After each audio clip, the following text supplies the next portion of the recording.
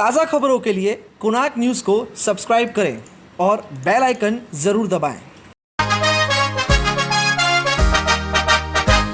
अपना शहर, अपनी बातें, अपना शहर, अपनी बातें, सुबह शाम हर रोज आपके लिए लाते, हम आपके लिए लाते। कहीं पे चोरी, कहीं पे डाका, ब्रेकिंग न्यूज में बगुन टाका,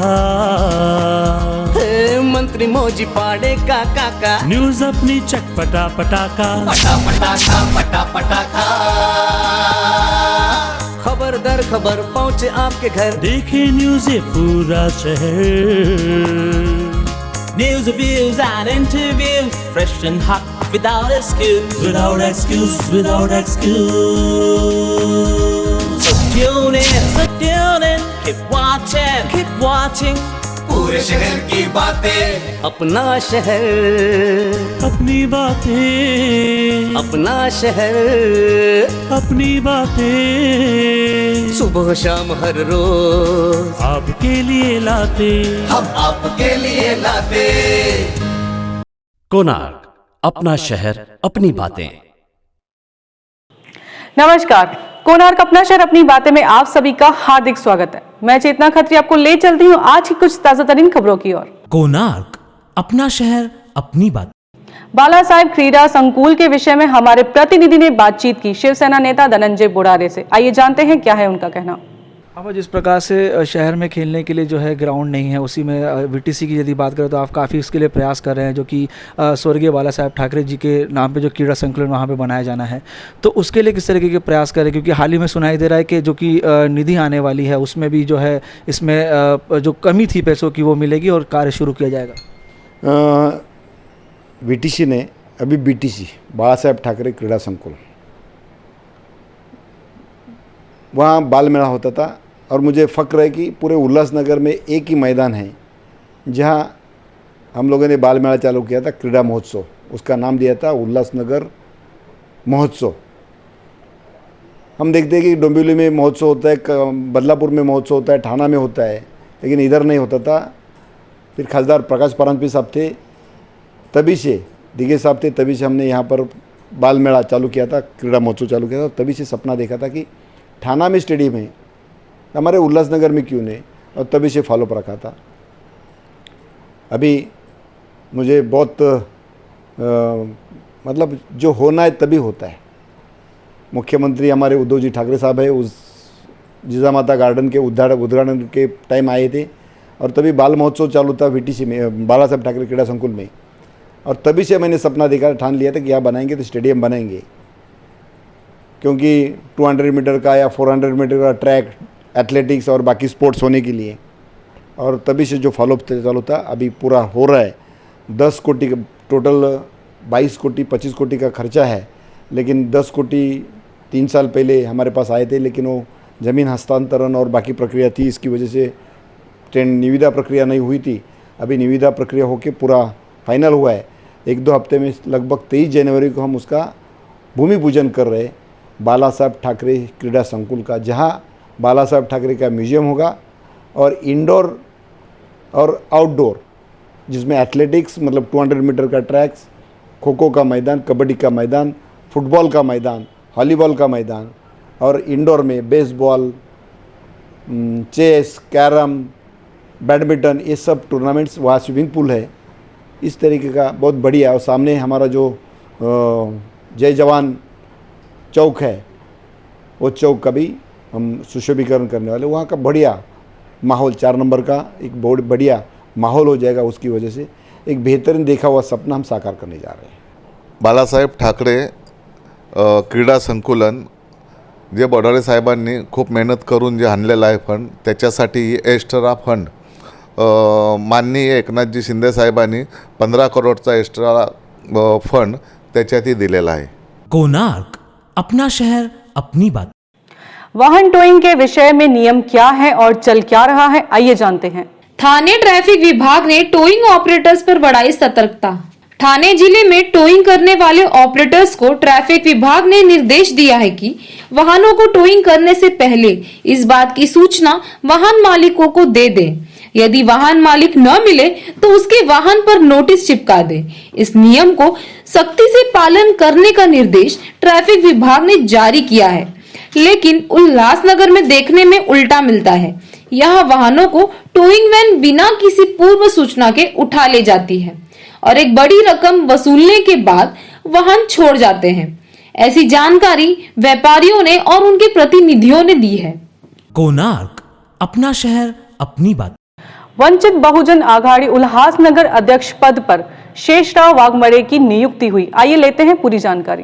आदरणीय बाला साहब अम्बेडकर इन्होंने हम पर जो विश्वास रखा है और मेरी उल्लासनगर वंचित बहुजन आघाड़ी उल्लासनगर शहर पे अध्यक्ष पद पे नियुक्ति की है, उनका पहले मैं उनका शुक्रिया करता हूँ। और उल्लासनगर के जो समस्या है, अभी आगे जो 2022 में जो इलेक्शन आने वाला है, उसकी तैयारी के माध्यम से हम यहाँ पर विकास के मुद्दे पर लड़ाई करेंगे।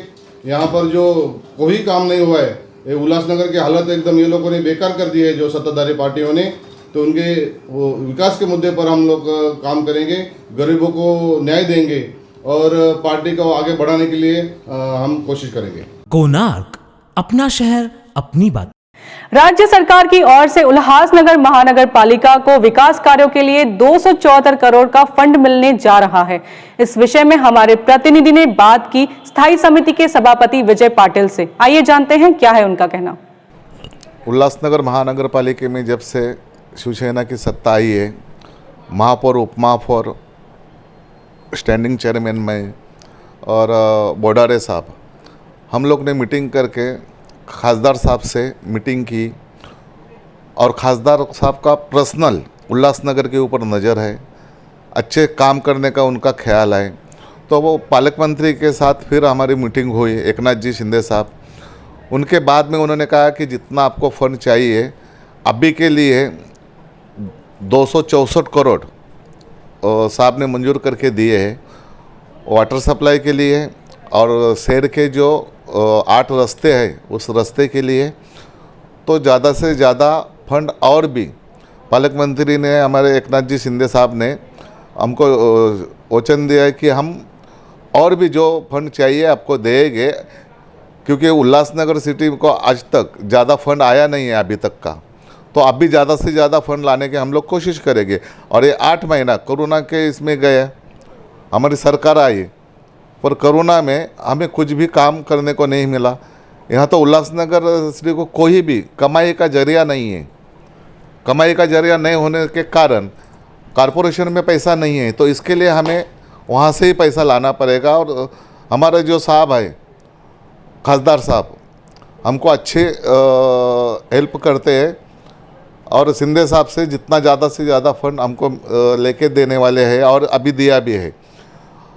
उसके पहला 3-4 साल में इसके लिए सिटी का काम भी नहीं हुआ उल्लासनगर में, क्योंकि हाँ कोई भी नगर सेवक को यहाँ से फंड ही नहीं मिला। इसके लिए 4 साल कोई फंड नहीं मिला है, पर अभी अच्छे से अच्छा काम शिवसेना करेगी और ज़्यादा से ज़्यादा फंड ला के एकनाथ जी शिंदे साहब ध्यान दे के आए और करेंगे। विजय पाटिल, जिस प्रकार से प्रमुख रूप से ये देखने को मिल रहा है कि जो नगर सेवक हैं उन्हें जो है विकास कार्यों के लिए निधि के लिए जो है काफ़ी दिक्कतों का सामना करना पड़ रहा है। ऐसे में नगर पालिका जो है इससे बात करें तो वो कहते हैं कि आर्थिक परिस्थितियाँ हैं, तो इस निधि से नगर सेवकों को कितनी राहत मिल पाएगी? क्या वो निधि मिल पाएगी जो कि वार्ड में विकास कर सकें? इसमें से बहुत सारी ऐसी निधि है, जैसे वाटर सप्लाई के लिए खर्चा किया है, जो झोपड़पट्टी एरिया में जो पाइपलाइन हुई नहीं है, तो वो अभी इसमें होएगी, तो वहाँ तक पानी पहुँचेगा। क्योंकि वाटर सप्लाई का जो पहले इसमें जो स्कीम में था, तो कोई भी अपनी झोपड़पट्टी नहीं थी, उसमें स्लम एरिया था ही नहीं। तो खास करके अभी ये जो पैसा आया है स्लम एरिया के लिए खर्चा करेंगे, क्योंकि वहाँ पाइपलाइन डाली जाएगी और वहाँ घर तक पानी जाएगा। फिर भी कितना समय लग सकता है इस अनुदान को आने तक में, और कितना समय जो है विकास कार्य को शुरू करने में लग सकता है? बस 2 महीने में ये काम सब चालू हो जाएंगे, 2 महीने में। बहरहाल बात करेंगे तो शहर के लिए एक राहत वाली बात है और साथ ही साथ शहर की जो विकास की जो बातें की जाती है उसमें भी एक जो है इस निधि के दौरान ये देखने को मिलेगा कि विकास कार्य कहीं गति पकड़ते हुए नजर आएंगे। वहीं पे उल्लासनगर महानगर पालिका की आर्थिक परिस्थिति को देखें तो इस निधि से कहना यह है कि नगर सेवकों को भी जो है काफ़ी निधियाँ मिल पाएगी जिससे वो शहर का विकास और अपने वार्ड का विकास कर पाएंगे। देखना ये कि कितनी जल्द ये सारे कार्य पूरे हो पाते हैं। कोणार्क, अपना शहर अपनी बात। उल्लासनगर महानगर पालिका में एक रास्ता ऐसा भी है जो पिछले 4 महीनों से जमीन में धंस गया है। संबंधित विभाग इंतजार कर रहा है किसी बड़ी दुर्घटना का। आइए लेते हैं इस पे पूरी जानकारी। 3-4 महीने से टूटा हुआ है जी। एक्सीडेंट होने की संभावना है। इस पे आदमी जाएगा तो गिर के मर भी सकता है और इसका जो है कि कोई ध्यान नहीं दे रहा इधर। आज 4 महीने से 3-4 महीने से टूटा हुआ है। समझ लीजिए रात को तो बहुत प्रॉब्लम है ना। रात को तो बहुत प्रॉब्लम है। रात को इतना प्रॉब्लम है कि मैंने समझ लिया कोई इधर बियर बार भी है। अगर जो कोई नशे में आ गया तो गिर सकता है। ये पूरी गाड़ियाँ यहाँ पे भरी रहती हैं रात को। पीने खाने वाले भी है तो इधर पड़े रहते हैं और जो कोई रात को गिर गया तो मर सकता है। कोणार्क, अपना शहर अपनी बात। उल्लासनगर के एक ग्रुप यंगिस्तान आर्मी ने आसपास के परिसर में जरूरतमंद लोगों को और ठंड से ठिठुर रहे लोगों को कंबल बांटे। आइए लेते हैं पूरी जानकारी। यंगिस्तान आर्मी का सराहनीय कार्य। रास्ते पर ठंडी से ठिठुरते हुए लोगों को बांटे कंबल। यंगिस्तान आर्मी के नौजवान शहर में कई जगह पर घूमे और उन्होंने देखा कि कितने लोग ऐसे हैं जिन्हें सच में कंबल की जरूरत है और यह कार्य गाड़ी पर घूमते हुए करना इतना आसान नहीं था। तब इन्होंने पहले जितने इनके नजर में आए उतने लोगों को कंबल बांटे। फिर इन्होंने और ध्यान देकर जब ढूंढा तो ऐसे कई लोग थे जिन्हें जरूरत थी पर कहीं से भी उन्हें मदद नहीं मिली थी। तब गाड़ी पर घूमते हुए उन्होंने व्यक्तियों पर कंबल उड़ा दिए।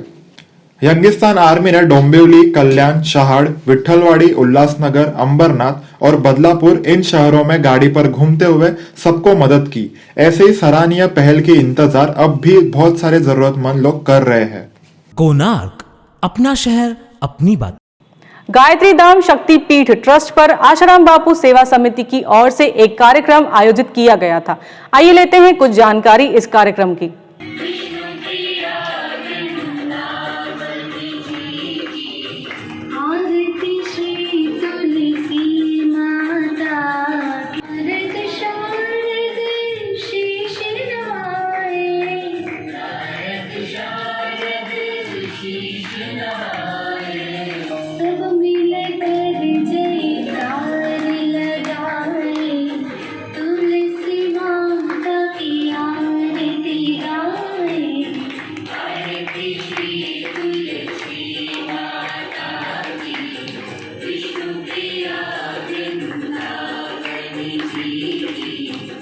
श्री संत आसाराम बापू ने तुलसी पूजन दिवस 25 दिसंबर को मनाने का ऐसा किया और गीता जयंती भी इस दिन है।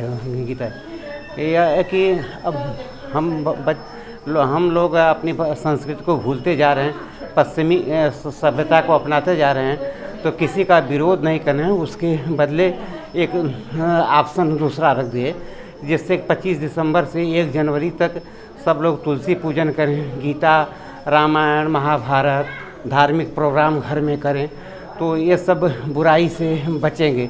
इस समय लोग शराब कबाब खाकर मौज मस्ती करते हैं, इसमें एक्सीडेंट होता है, आत्महत्या करते हैं। तो इससे बचने के लिए, इस बुराई से बचने के लिए तुलसी पूजन श्रीमद् भगवद गीता प्रोग्राम यह रखा है। इसके बाद मातृ पितृ पूजन रहेगा 14 जनवरी महीने से चालू होगा। कहाँ पर रखा गया था ये कार्यक्रम? यह कार्यक्रम 1 नंबर साईनाथ मंदिर में रखा गया था और यह आगे फिर श्री गायत्री देवी मंदिर में ये प्रोग्राम अभी चालू होगा। कोणार्क, अपना शहर अपनी बात। तकनीक का जैसे जैसे विकास होता जाता है, कंपनियां पुरानी तकनीक से चलने वाली चीजों को बंद करती जाती हैं। ऐसा ही एक अपग्रेड व्हाट्सएप करने जा रहा है। इसके कारण पुराने एंड्रॉइड फोन में व्हाट्सएप चलना बंद हो जाएगा। आइए लेते हैं इसकी पूरी जानकारी। 1 जनवरी 2021 से इस स्मार्टफोन पर व्हाट्सएप बंद हो जाएगा। नए साल के बाद पुराने ऑपरेटिंग सिस्टम के लिए मैसेजिंग ऐप व्हाट्सएप बंद रहेगा। के बाद नई ऑपरेटिंग सिस्टम के लिए व्हाट्सएप द्वारा फिर से लिस्ट की घोषणा की गई है। 2021 की शुरुआत तक यानी 1 जनवरी से कुछ पुराने एंड्रॉइड फोन और आईफोन पर व्हाट्सएप बंद रहेगा। मुताबिक iOS 9 और Android 4.0.3 ऑपरेटिंग सिस्टम के तहत स्मार्टफोन पर WhatsApp शुरू नहीं रहेगा। WhatsApp का सपोर्ट पेज यूजर्स को ऑपरेटिंग सिस्टम के लेटेस्ट वर्जन का इस्तेमाल करने की सलाह देता है ताकि वो सभी फीचर्स का इस्तेमाल कर सके।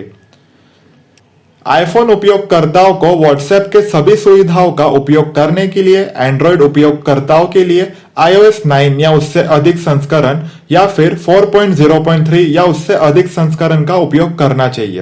एप्पल के iPhone 4, iPhone 4S, iPhone 5, iPhone 5S, iPhone 6 और iPhone 6s को ऑपरेटिंग सिस्टम iOS 9 को अपडेट करने की जरूरत है। इसी बीच iPhone 6s, 6 Plus और iPhone SE पहली पीढ़ी के आईफोन है जिन्हें iOS 14 से अपडेट किया जा सकता है। WhatsApp ऐसे डिवाइस पर काम नहीं करेगा जो Android 4.0.3 पर काम नहीं करता है। इसमें HTC Desire, LG Optimum Black, Motorola Droid Razr, Samsung Galaxy S2 जैसे मॉडल है। इस बीच अगर आपको नहीं पता है कि आपका फोन कौन से ऑपरेटिंग सिस्टम पर चल रहा है तो यह जानने का एक बहुत आसान तरीका है। इसके लिए आपको अपने आईफोन या एंड्रॉइड सेटिंग्स में जाना होगा। अगर आप आईफोन यूजर है तो इसके लिए पहले सेटिंग्स पर जाए, फिर जनरल पर टैप करें। सूचना के बाद आईफोन सॉफ्टवेयर के बारे में जानकारी आपको मिल जाएगी। कोणार्क, अपना शहर अपनी बात। कल्याण डोंबिवली शहर के मछुआरे और कोली समुदाय की विविध समस्याओं को लेकर आज कोली महासंघ ने विधान परिषद के विधायक रमेश पाटिल के नेतृत्व में केडीएमसी के आयुक्त डॉक्टर विजय सूर्यवंशी के साथ मुलाकात की। विधायक रमेश पाटिल ने कोली समुदाय की मांगों को एक पत्र महानगर पालिका के आयुक्त को सौंपा है। इस अवसर पर उनके साथ कोली समुदाय के नेता देवानंद भोयर भी उपस्थित थे। आज हम लोग ने कोली महासंघ की तरफ से आज कल्याण महापालिका के जो कमिश्नर है डॉक्टर सूर्यवंशी साहब, उनसे आज मुलाकात की और निवेदन दिया।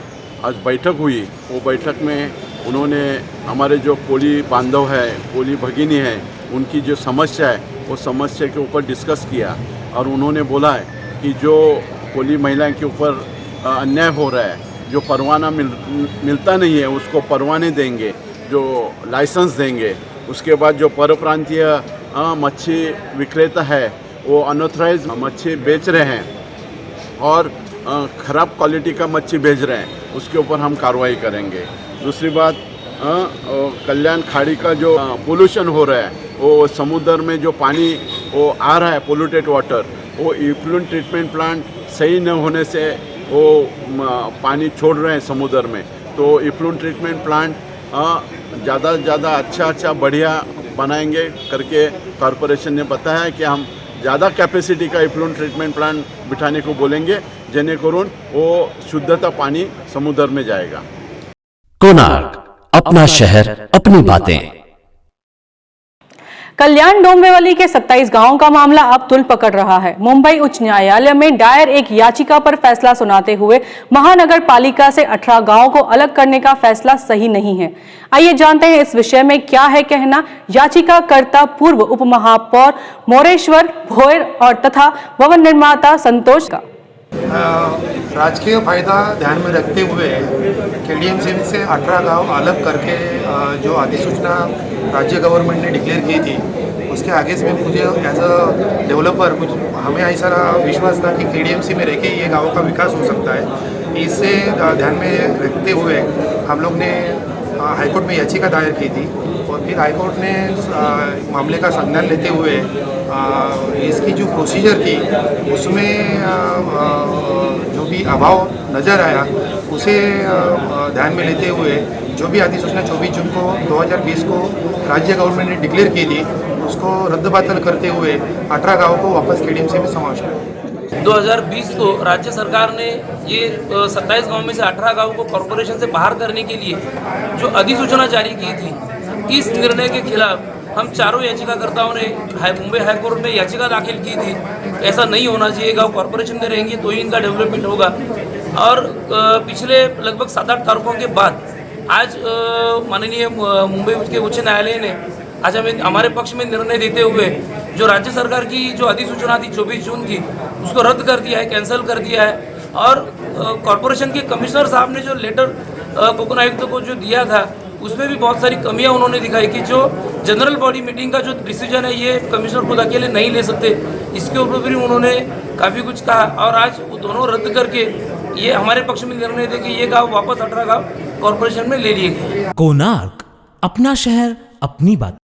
इसी विषय में हमने मुलाकात की 27 गांवों के संघर्ष समिति के वाइस प्रेसिडेंट गुलाब वजे से। आइए जानते हैं क्या है उनका कहना।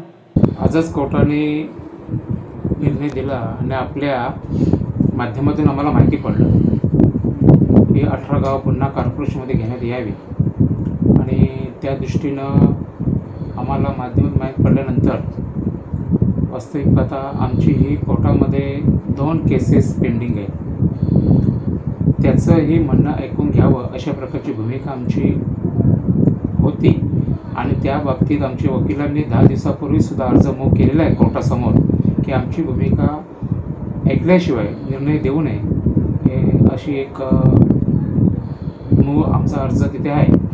परंतु कोर्टाने जो काही निर्णय दिलेला आहे तो कशा प्रकारे दिला याची जोपर्यंत आमच्या समोर त्यांचे कोर्टाचं म्हणणं सर्टिफाय कॉपी येत नाही तोपर्यंत आम्हाला पुढील दिशा काय ठरवता येत नाही। परंतु आम्ही पुन्हा कोर्टासमोर आम्ही जाणार आहोत। आमची जी काही 2-4 वर्षापूर्वीची जी काही केसेस कोर्टामध्ये पेंडिंग आहे ते अर्ज पुन्हा आम्ही समोर ठेवणार आणि या बाबतीमध्ये त्या 18 गावांचं नाही तर 27 गावांचा निर्णय घ्यावं अशा प्रकारची भूमिका आम्ही मांडणार आहोत आणि त्या दृष्टीनं पुढील निर्णय ही कॉपी आल्यानंतर आम्ही घेऊ। पण आपली पहिल्यापासूनची जी भूमिका आहे जे 27 गावं सगळ्या एकत्रच आपली भूमिका आहे असं आमची भूमिका 27 गावांची वेगळी नगरपालिका करावी ही भूमिका कालही होती, आजही आणि उद्या पण राहील। या बाबतीमध्ये संघर्ष समितीची लवकरच बैठक होईल, त्या बैठकीमध्ये पुढील दिशा ठरवण्यात येईल। 10 दिवसापूर्वी म्हणजे आम्ही वर्तमानपत्रामध्ये काही बातम्या ऐकल्या की 18 गावं पुन्हा कॉर्पोरेशन घेण्याच्या बाबतीमध्ये निर्णय घेतला जाईल अशा प्रकारची काही वर्तमानपत्रांनी बातम्या दिल्या। त्या दृष्टीने आम्ही आमच्या वकिलांनी भेट घेतली आणि आपला जो पेंडिंग आहे अर्ज की आपल्या या 27 गावात 2 केसेस आहेत ते एक आपण तातडीने त्यांच्या कोर्टासमोर मांडावं की आम्हाला विचारल्याशिवाय की आमचं म्हणणं मांडून तुम्ही करावं, आमचं म्हणणं ऐकल्याशिवाय निर्णय देऊ नये किंवा आम्ही एवढे दिवसात आम्ही भांडतोय हायकोर्टामध्ये पण म्हणतोय तर अशी भूमिका आमची होती। पण ठीक आहे, सन्माननीय कोर्ट आहे, त्यांना अधिकार आहेत आणि त्या अधिकारानुसार त्यांनी भूमिका मांडलेली आहे। त्या जोपर्यंत सर्टिफाय कॉपी येत नाही तोपर्यंत बोलणं उचित नाही, परंतु आम्ही पुन्हा कोर्टासमोर जाणार। पुन्हा याच कोर्टामध्ये तुम्ही अपील करण्याचं ठरवताय की तुम्ही वरच्या कोर्टातही जाण्याचा काही निर्णय वगैरे घेता? आमचे वकील या बाबतीत डिस्कस करतायत, त्यांच्या हातामध्ये ही कॉपी आली, वास्तविक याच कोर्टामध्ये जातील कारण याच कोर्टामध्ये आपली केस पेंडिंग आहे ना।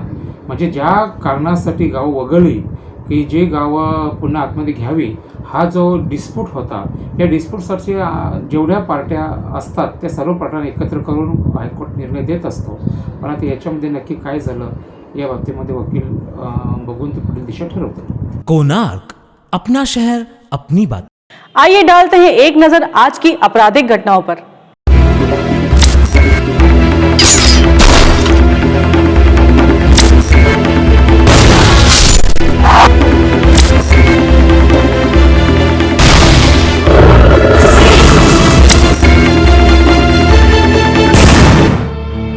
नवी मुंबई पुलिस आयुक्त विपिन कुमार सिंह ने हमारे देश में अवैध तरीके से रह रहे बांग्लादेशियों के खिलाफ चलाई गई मुहिम में हत्या का मामला उजागर किया है। आइए देखते हैं पूरी रिपोर्ट।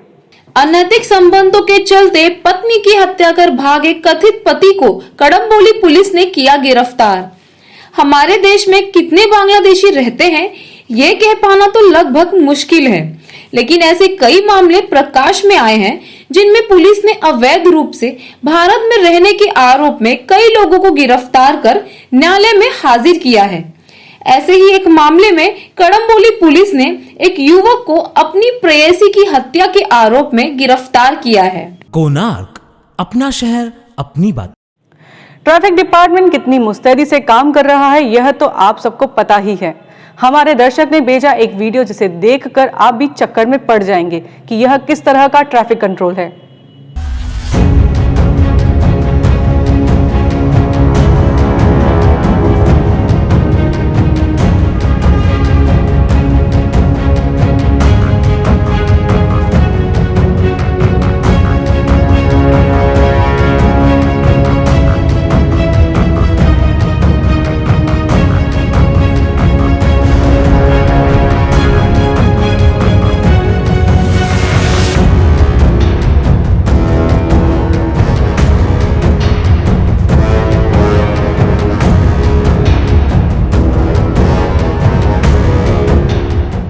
कोणार्क, अपना शहर अपनी बात।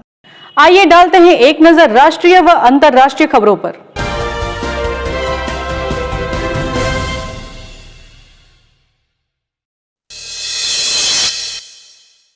नमस्कार, मेरा नाम है अजय भूषण और आप देख रहे हैं देश और देश के बाहर की टॉप 25 खबरें। बहन ने 20 पालतू कुत्तों के लिए रोटी बनाने से किया मना तो उत्तर प्रदेश के एक शख्स ने अपनी बहन को गोली मारकर कर दी हत्या। बोको हराम ने नाइजीरिया के सैकड़ों स्कूली छात्रों के अपहरण की ली जिम्मेदारी। और अधिक शराब पिलाने की मांग न पूरे करने पर दोस्तों ने दूल्हे को चाकू मारकर कर दी हत्या। रावण पर बयान को लेकर सैफ अली खान के खिलाफ यूपी के कोर्ट में केस दाखिल। बैंक स्टाफ को टॉयलेट में बंद करके यूपी के आगरा में 4 बदमाशों ने लूटे 56 लाख। मैं अब सिर्फ सकारात्मक किरदार निभाऊंगा, विलन के रोल अब और नहीं निभाऊंगा, कहना है बॉलीवुड अभिनेता सोनू सूद का। टीआरपी हेराफेरी करने के मामले में रिपब्लिक टीवी के सीईओ विकास खान चंदानी को मिली जमानत। शादी का प्रस्ताव ठुकराने के बाद तमिलनाडु के एक शख्स ने 20 वर्षीय लड़की का काटा गला। टीवी एक्ट्रेस पूजा गौर ने की उनके बॉयफ्रेंड राज सिंह अरोड़ा से अलग होने की घोषणा। फॉर्ब्स की सर्वाधिक कमाई करने वाली हस्तियों की सूची में अभिनेता अक्षय कुमार इकलौते बॉलीवुड एक्टर।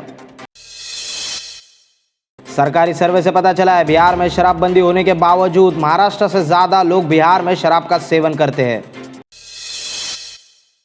दिल्ली सरकार ने दंगे मामले में उमर खालिद, शर्जिल इमाम, ताहिर हुसैन समेत 18 लोगों को राजद्रोह के आरोप में दी है मंजूरी। बिटकॉइन के दाम पहली बार $20,000 पर पहुंचे। सहन करना भी एक पाप है, किसान आंदोलन के बीच आत्महत्या करने वाले संत बाबा राम सिंह ने अपने नोट में लिखा था। ब्रेन स्ट्रोक से उबर रहे अभिनेता राहुल रॉय शेयर की अस्पताल से अपनी 19वें दिन की तस्वीरें। रेप के दोषियों को नपुंसक बनाने की अनुमति देने वाले अध्यादेश को पाकिस्तान के राष्ट्रपति आरिफ अलवी ने मंजूरी दी। जस्टिस हिमा कोहली नियुक्त हुई तेलंगाना हाई कोर्ट की पहली महिला चीफ जस्टिस। 2021 की शुरुआत में यूरोप में कोविड-19 के बढ़ने का खतरा बढ़ा, कहना है विश्व स्वास्थ्य संगठन का। गधे के गोबर और तेजाब के इस्तेमाल से नकली मसाले बनाने की फैक्ट्री का उत्तर प्रदेश के हथरास शहर में हुआ भांडाफोड़। विधानसभा चुनाव में जाने से पहले ही बंगाल के टीएमसी विधायक शुभेंदु अधिकारी ने दिया इस्तीफा। अमेरिका के एक इटालियन रेस्टोरेंट में 15,000 के बिल पर वेट्रेस को मिली 3.5 लाख की टिप। एक वोट का महत्व क्या हो सकता है, ये कोई केरल के कांग्रेस के उम्मीदवार एन बेंगुलम से पूछे, क्योंकि उन्हें बीजेपी के एक उम्मीदवार ने 1 वोट से हरा दिया। तेलंगाना के हेडमास्टर पर 5 छात्रों के साथ रेप करने का आरोप लगा है।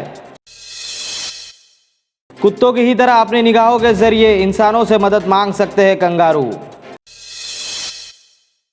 इंडिया पोस्ट पेमेंट बैंक ने लॉन्च किया यूपीआई आधारित डिजिटल पेमेंट ऐप डॉक पे।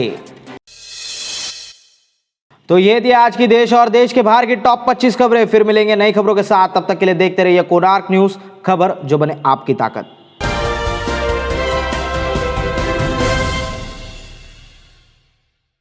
कोणार्क, अपना शहर अपनी बात। तो ये थी हमारी आज की कुछ ताजा तरीन खबरें। फिर मिलेंगे नए एपिसोड में नई खबरों के साथ। अगर आपके परिसर में कुछ घटित होता है तो हमारे दिए गए नंबर पर संपर्क करें। धन्यवाद।